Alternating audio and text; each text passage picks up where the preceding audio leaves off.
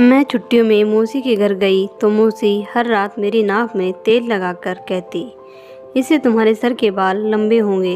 तेल लगाते ही मुझे नींद आ जाती और जब आधी रात को आँख खुलती तो मौसी का बेटा मेरे पाँव वाली साइड बैठकर रो कर कह रहा होता, मुझे माफ़ कर दो, मैंने यह गुनाह अपनी माँ के कहने पर किया है।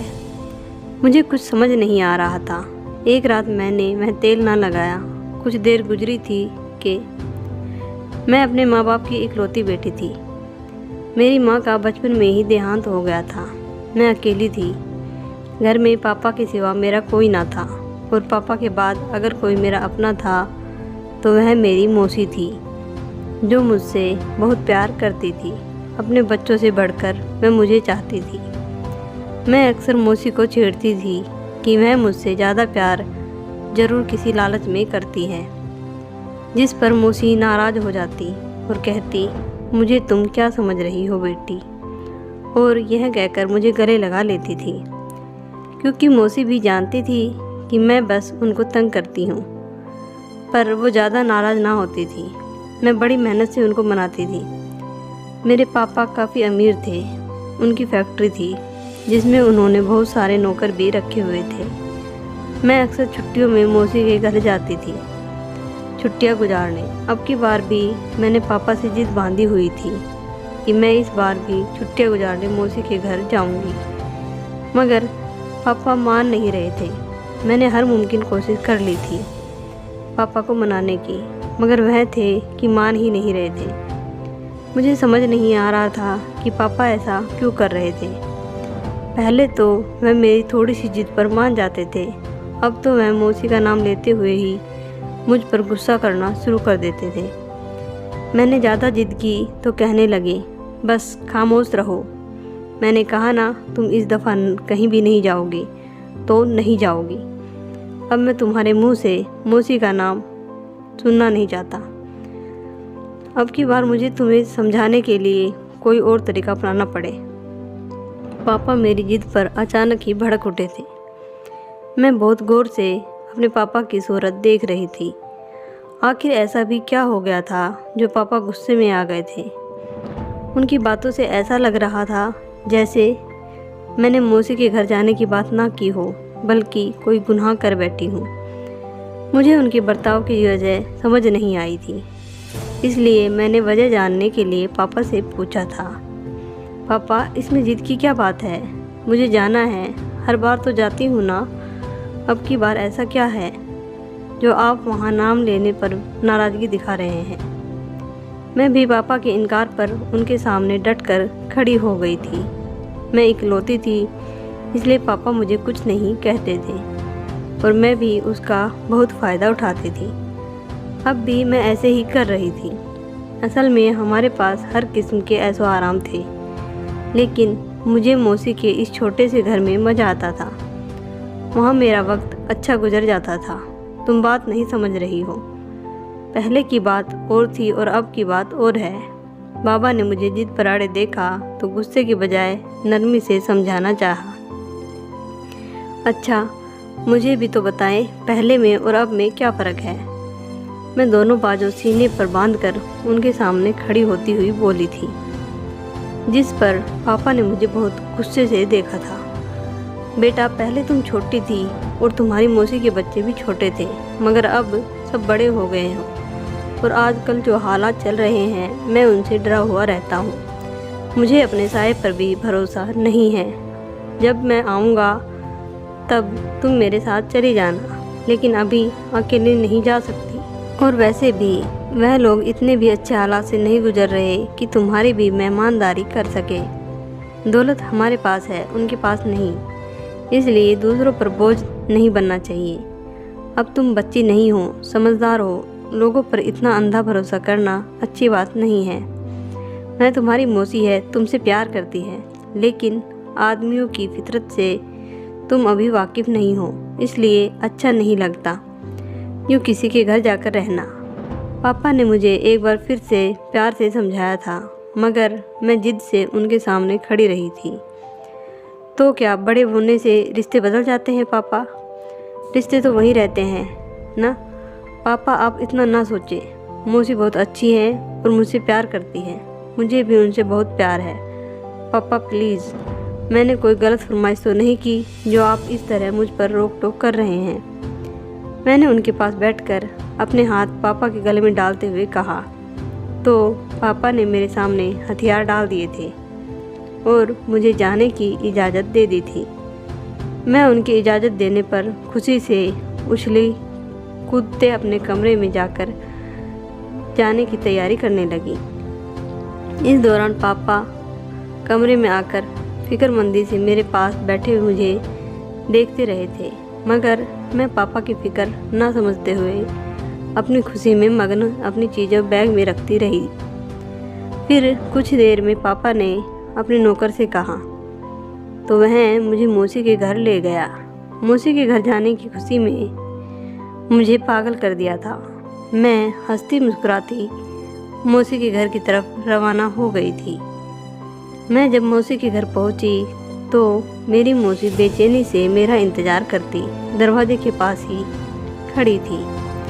मुझे अपनी मौसी की यह आदत बहुत अच्छी लगती थी। वह मेरा इंतज़ार बहुत बेसब्री से करती थी। जब मैं गाड़ी से उतरकर उनकी तरफ बढ़ी तो मेरी मौसी ने मुझे बड़े प्यार से अपने गले लगाया और मेरा माथा चूमते हुए मुझे अपने साथ अंदर ले गए। सभी मुझसे बड़े अच्छे से मिले थे। मैं उनका इस कदर प्यार देखकर खुश हो गई थी। मुझे इसलिए तो यहाँ आना इतना पसंद था। कितने अच्छे थे सब, और पापा ना जाने क्या क्या सोचते फिर रहे थे। मैंने दिमाग से यह बातें निकाल दी। मौसी कहने लगी, अच्छा हुआ बेटा तुम आ गई। मैं तो बेसब्री से तुम्हारे आने का इंतज़ार कर रही थी। मेरी मौसा ने मेरे सर पर हाथ रखते हुए मुस्कुरा कर कहा, कैसी हो बेटा? तो मैं भी जवाब में मुस्कुरा दी थी और कहा, अच्छी हूँ। मेरी मौसी के 2 बच्चे थे, एक बेटी और एक बेटा। बेटी की शादी हो चुकी थी और बेटा भी कुंवारा था। मौसी ने खाना मेरी पसंद का बनाया था। मुझे बड़ी खुशी हुई थी। मैं मेज़ पर अपनी पसंद का खाना देखकर खुश हो गई थी। खाना खाने के बाद मैं मौसी के साथ अपने कमरे में आई और अपने कपड़े निकालकर बदलने लगी। जब मौसी दोबारा मेरे कमरे में आई तो कहने लगी, क्या हुआ, कोई बात हुई है क्या? यूँ खामोश क्यों हो मेरी बच्ची? मैं कपड़े बदलकर बेड पर बैठी थी जब मौसी कमरे में आई थी।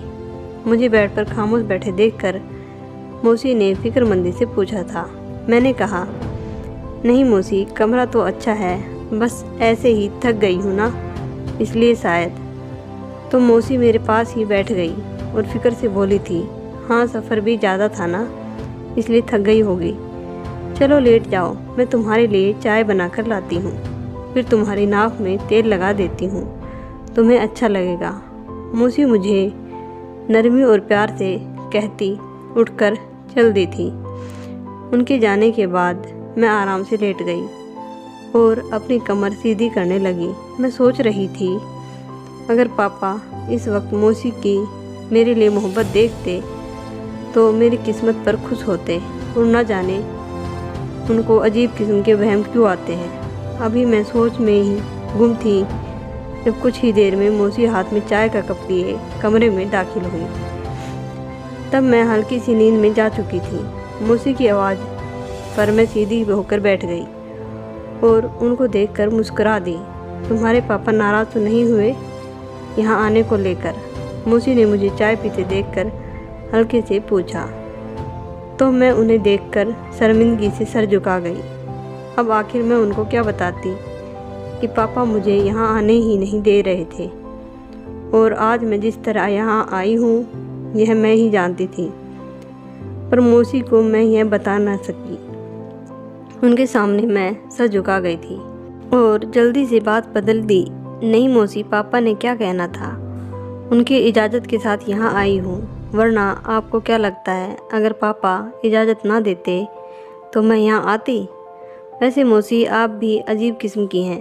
पापा मुझे कभी यहाँ आने के लिए नहीं रोक सकते, आप हैं ही इतनी अच्छी। मैंने बात पलट दी थी, लेकिन दिल में ख्याल आया था पापा का मुझे यहाँ ना आने देना और मौसी का आज पहली बार यह सवाल पूछना। क्या कोई बात ऐसी थी जो पापा और मौसी के बीच हुई जिसका मुझे अंदाज़ा नहीं था। मैंने चाय ख़त्म करके कप सामने मेज पर रखकर सर झुका कर शर्मिंदगी से झूठ बोला था।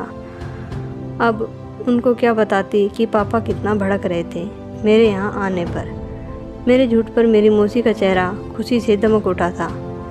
मैं नहीं जानती थी कि पापा मुझे क्यों रोक रहे थे, मगर मैं यह बात मौसी को बताकर उनका दिल नहीं दुखाना चाहती थी। लेकिन मैं अब बच्ची तो ना रही थी, अब समझदार थी। मुझे कुछ तो अजीब लग रहा था, लेकिन वह क्या था मैं समझने की कोशिश कर रही थी। मुझे यहाँ आए दूसरा दिन था जब मेरी मौसी मेरे कमरे में आई। उनके हाथ में तेल था। वह तेल लिए मेरे पास आ गई और बोली, आओ बेटा, तुम्हारे नाक में तेल लगा दूँ। मैंने हैरत से मौसी को देखा। अभी कल ही तो लगाया था उन्होंने तेल। कल मैं इतनी थकी थी, मुझे लगा थकान दूर करने के लिए लगाया है, लेकिन आज तो थकान नहीं थी। फिर यह सब क्यों, मैंने दिल में सोचा और पूछा, यह किस लिए मौसी? मेरे सवाल पर मौसी हल्के से मुस्कुरा दी और बोली, बेटा, इस तेल से तुम्हारे बाल लंबे होंगे और नींद भी अच्छी आएगी। मैं खामोशी से मौसी के सामने लेट गई और मौसी ने तेल लगा दिया। इसके बाद मैं जल्द ही नींद की वादियों में जा चुकी थी। अब ऐसा रोज़ होने लगा था। तेल लगाते ही मैं गहरी नींद में डूब जाती और मुझे कोई होश ना रहता। सिलसिला काफ़ी रात तक चलता रहा था। अब मौसी रोज़ रात को मेरी नाक में तेल लगाती, लेकिन अभी बात यह थी कि रात में जब मेरी आँख खुलती तो मेरे पाँव वाली साइड पर मौसी का बेटा बैठा होता और रो रो कर मुझसे माफ़िया मांग रहा होता था। मैं एक रोज़ तो उसे देखकर हैरान ही हो गई थी, लेकिन वह डरा हुआ था, इसलिए मैंने पहले तो इस बात को ज़्यादा गौर नहीं किया। मगर जब हर रोज़ रात को ऐसा होने लगा तो मेरा माथा दर्द से फटने लगा। मेरे दिल में एक खौफ सा बैठ गया था। मुझे अपनी इज्जत की फिक्र पड़ गई थी। इस रात भी जब मैं होश में आई तो मौसी का बेटा बोल रहा था, मुझे माफ़ कर दो, मैंने यह सब माँ के कहने पर किया है। मैं सब करना नहीं चाहता था। मुझे समझ नहीं आ रहा था आखिर उसकी इस बात का मतलब क्या है। यह बातें मेरे दिमाग में जैसे चिपक सी गई थी। सुबह जब मैं उठी तो मेरा सर दर्द कर रहा था। मुझे समझ नहीं आ रहा था कि मेरे साथ क्या हुआ है। सोच सोच कर जब मैं थक गई तो अपना सर पकड़ लिया। अब मुझे पापा की सभी बातों की समझ आने लगी थी। पता नहीं यह सब वहम था या मेरे दिमाग का फितूर। इस राज से पर्दा तो उठाना ही था, लेकिन इस राज को जानने की शुरुआत मैंने अपनी मौसी से ही की थी, क्योंकि उनके बेटे के मुंह से वह बात सुनकर हैरान थी। क्योंकि वह यह कह रहा था, मैंने यह सब माँ के कहने पर किया है। मैं अजीब सी उलझन में फंस गई थी।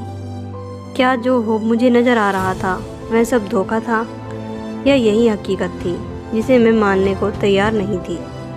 क्या वाकई इतनी मोहब्बत करने वाली मौसी कुछ गलत सोच सकती थी? नहीं, ज़रूर कोई और वजह है। मैं उनका शिकार हो चुकी थी। क्या हुआ, मेरा बच्चा इतना उदास क्यों बैठा है? सब ठीक तो है ना? अगर कोई बात परेशान कर रही है तो बता दो, बताने से दिल हल्का होता है। मैं छत पर खामोशी से बैठी अपने साथ होने वाले वाक़ये को सोच रही थी जब मेरी मौसी छत पर आई और मेरे पास बैठकर बड़े प्यार और लाड से मेरे सर पर हाथ रखते हुए बोली थी। शायद उन्होंने मेरी चुप्पी से बहुत कुछ अंदाज़ा कर लिया था। मैं सोच रही थी, उनको मेरी इतनी फ़िक्र है, वह मुझसे कितना प्यार करती थी। भला वह मेरे साथ कुछ गलत कैसे कर सकती थी? मैंने अपनी सोच को रद्द कर दिया और मौसी को देखकर कहा, बस वैसे ही आज मौसम अच्छा था तो मैंने सोचा कुछ देर छत पर जाकर मौसम से मज़े लिए जाए, इसलिए मैं यहाँ आ गई।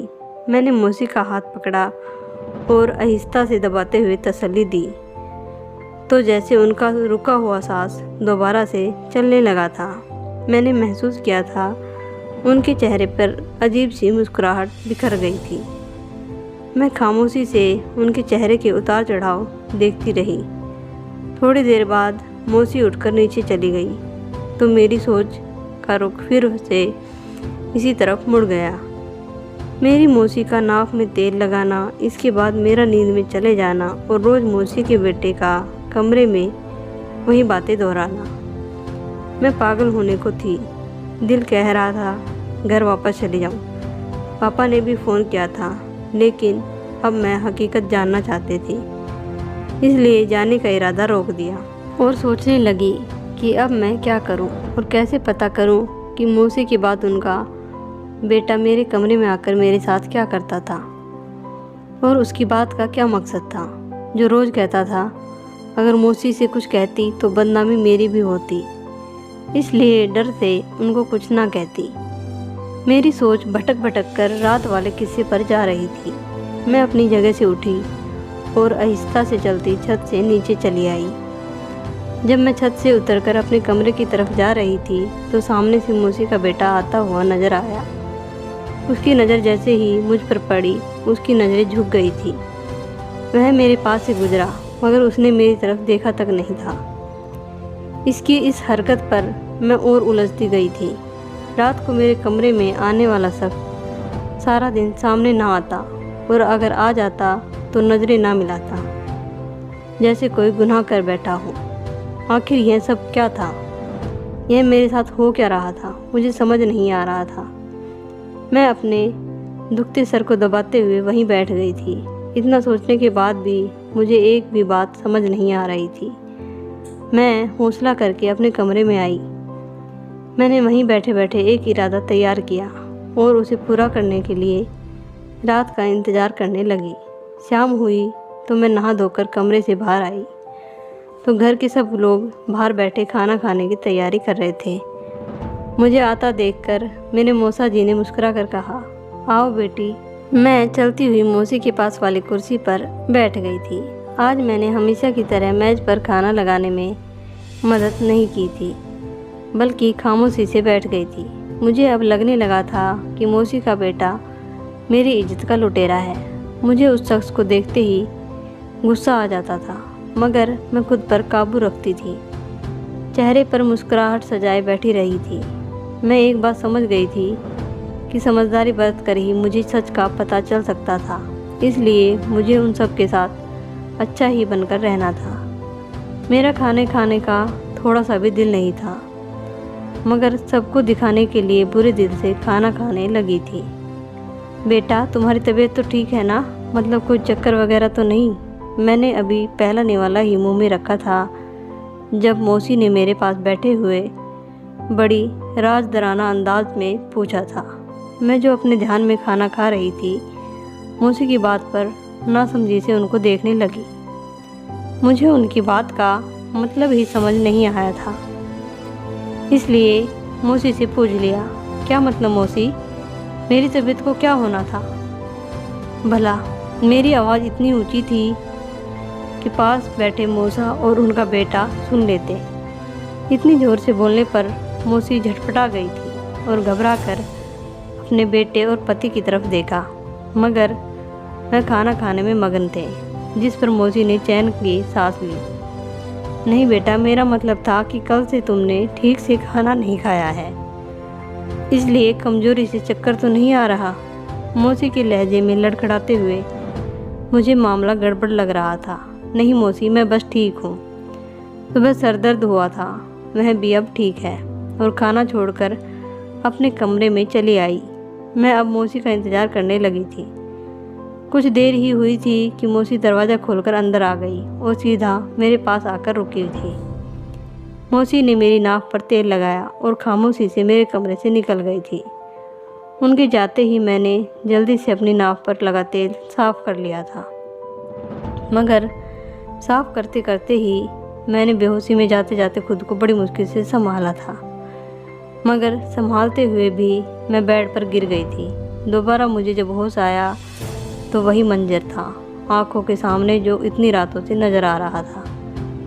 मैंने अपने प्लान के फेल होने पर जी भरकर खुद को बुरा भला कहा था। मुझे मौसी के जाने का इंतज़ार ही नहीं करना चाहिए था। चुपके से साफ कर देती तो यह नौबत ना आती और मैं सारा सच जान जाती, मगर अब क्या हो सकता था। मैंने मौसी के बेटे से कुछ पूछना चाहा, लेकिन वह कुछ न बोला, बस अपने वही बात दोहरा कर चला गया। मैं खामोशी से लेट गई। अब मैंने एक और तरीका सोचा था सच जानने का। मैंने सारा दिन बेचैनी में गुजारा था। मुझे रात का बेसब्री से इंतज़ार था। अब की बार मैंने ऐसा प्लान तैयार किया था जिसके फेल होने का कोई चांस नहीं था। खाना खाने के बाद मैं हमेशा की तरह उठी और कमरे में आ गई। रात काफ़ी हो गई थी। मौसी जैसे ही तेल लेकर मेरे कमरे में आई, पीछे से मौसा की आवाज़ पर मैंने उनके हाथ से तेल की शीशी लेते हुए खुशी से कहा, मौसी मैं लगा लेती हूँ, आप मौसा को चाय दे दें वरना मैं गुस्सा करेंगी। मेरी बात सुनकर मौसी ने बड़ी मिन्नतों के बाद मुझे वह तेल वाली शीशी पकड़ा दी थी। लगा लो, ठीक है, बाल देखो पहले से काफ़ी अच्छे हो गए हैं। वैसे भी भाई साहब अब तुम्हें वापस बुलाना चाहते हैं। घर जाने से पहले काम हो जाए तो अच्छा है। मैं अजीब अंदाज में बातें करती जा रही थी। मैंने मौका पाते ही मौसी वाली शीशी से तेल निकालकर उसे दूसरे तेल से बदल दिया और भागकर बेड पर लेट गई। कुछ ही पल गुजरे थे कि मौसी फिर से मेरे कमरे में आई थी और मुझे सोता पाकर बड़ी एहतियात से मेरी कमीज उठाकर देखा था कि मैंने तेल लगाया है कि नहीं। मेरी नाक पर तेल लगा देखकर मौसी ने उस पर और तेल लगा दिया और कमरे से बाहर निकल गई। मैं खामोशी से अपनी जगह पर पड़ी थी। रात धीरे धीरे गुजर रही थी। तभी मेरी आंखों ने जो देखा मुझे उस पर यकीन ही नहीं आया था। मेरी सांस सीने में अटक गई थी। यह सब देखकर सुनकर मुझे अपने कानों पर यकीन नहीं था जो मैं सुन चुकी थी। वह सच था। ऐसा कैसे हो सकता था? क्या लोगों के इतने चेहरे होते हैं? मैं हैरान रह गई थी। मुझे आज समझ आई थी कि मेरे पापा मुझे यहाँ आने से क्यों रोक देते। मेरे जहन में पापा की सारी बातें गूंज रही थी। उनके चेहरे की शिकार और परेशानी मुझे अब समझ आई तो शर्म से सर ना उठा पा रही थी। मैं उनको कितने कड़े इम्तिहान में डाल आई थी। यहाँ आकर मौसी इस कमरे में अपने बेटे को लेकर आई थी। देखो बेटा, तुम रोज़ यहाँ उसके साथ होते हो तो अब तक यह पेट से क्यों नहीं हुई? मुझ में अब सब्र नहीं रहा। जल्द तुम अपना काम पूरा करो ताकि इसकी शादी तुमसे करवा कर मैं वह दौलत हासिल कर सकूं जिस पर उसका बाप और यह अकेली हक जमा कर बैठी हुई है। मेरी बहन के मरने के बाद उसके बाप को होना चाहिए था कि उसके हिस्से की जायदाद मुझे देते, लेकिन नहीं, क्योंकि अब घी सीधी उंगली से नहीं निकला तो उंगली टेढ़ी ही करनी थी। मैं मक्कार मुस्कुराहट सजाकर बोलती कमरे से बाहर बंद करके जा चुकी थी। मैं झट से उठ बैठी थी। मुझे यूँ उठता देख अमन को पता लग गया कि मैं सच जान चुकी हूँ, इसलिए उसने भी खामोशी से सर झुकाकर मुझे सच सच बता दिया कि यह उसे उसकी माँ ने करने को कहा था। उसने कसम खाकर कहा था कि उसने आज तक मुझे हाथ तक ना लगाया था। मैं तो बस अपनी माँ की वजह से यहाँ रात गुजार कर चला जाता था, इसलिए मेरी इज्जत महफूज रही थी। इसका मतलब साफ था, पापा को पहले ही मौसी की नीयत में खोट नज़र आती थी, इसलिए वह मुझे यहाँ आने ना देते थे। मेरे यहाँ आने के बाद पापा को एक मीटिंग की वजह से दूसरे शहर जाना पड़ा था, लेकिन वह मुझे फ़ोन ज़रूर करते थे। आज मेरा यकीन खूनी रिश्तों पर से उठ गया था। मुझे खुद से नफ़रत होने लगी थी। कैसी औरत के लिए अपनी जान से प्यारे पापा से लड़ती, जिद करती थी। वह मुझे मना करते रहते और मैं बेवकूफ़ों की तरह उनसे जिद करती थी और उन्हीं लालची लोगों के पास चली आती थी। उनके लालच का निशाना बनने के लिए ऊपर वाले ने मेरी इज्जत महफूज रखी थी, वरना एक अकेले मर्द के साथ एक कमरे में मैं कहाँ महफूज रह सकती थी। मुझे अपनी मौसी से सख्त नफ़रत हो रही थी। वो इस कदर घटिया होंगी मैं सोच भी नहीं सकती थी। उनको ज़रा एहसास ना था कि उनकी भी एक बेटी है।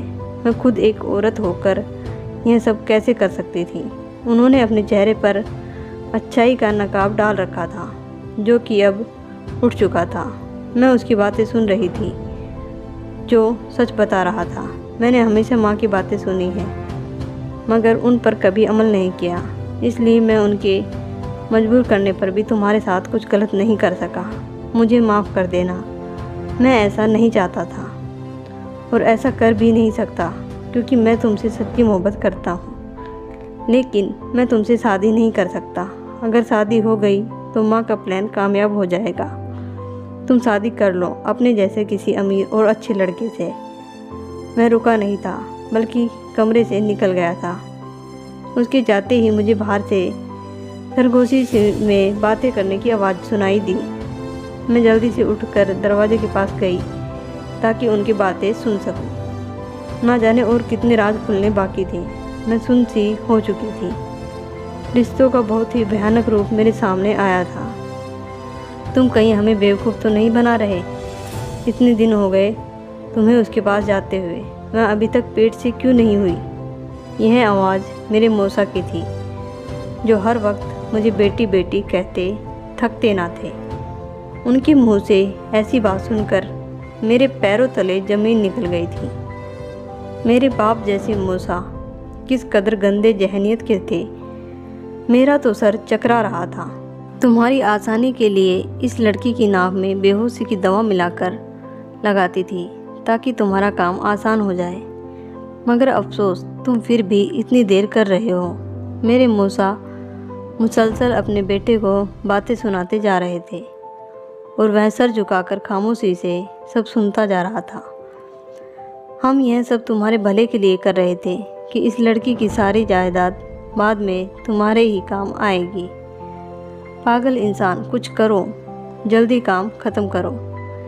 इतनी जायदाद और फैक्ट्रियों की मालिक है यह लड़की, इसे हाथ से ना जाने दो।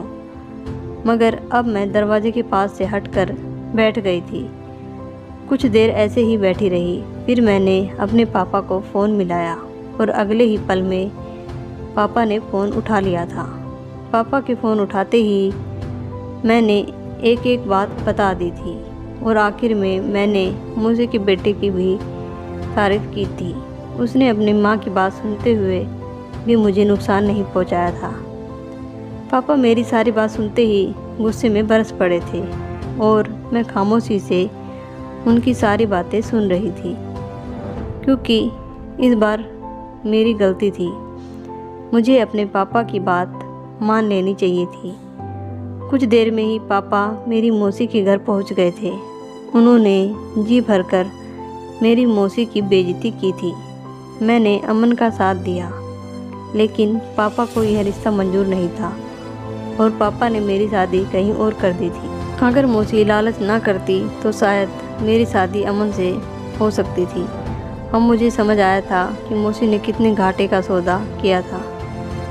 धन्यवाद दोस्तों।